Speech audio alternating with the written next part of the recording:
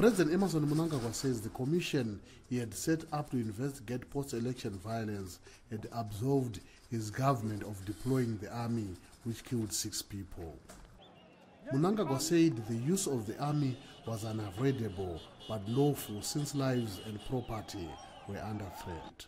But he said troops were not supposed to use live ammunition against people protesting a delay in election results. It is imperative for the police agency to complete their investigations to enable the prosecution of those persons responsible for all alleged crimes committed on the 1st of August 2018. Those particular members of the military and the police found to have been in breach of their professional duties and discipline on the 1st of August 2018 should be identified as soon as possible for internal investigations and appropriate sanction.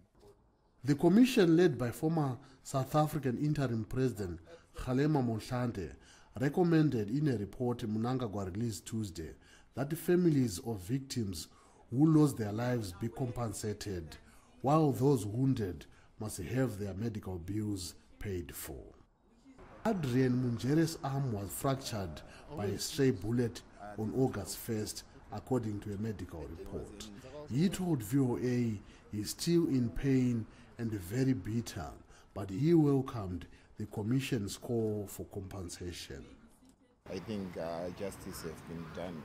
If they say they are compensating us, that's all we ever needed, you know, because we were struggling with the bills, you know.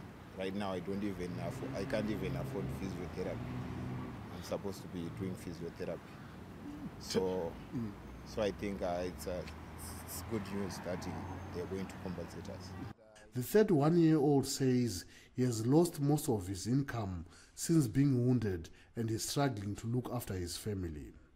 Thus, medical refund alone is not enough, he said.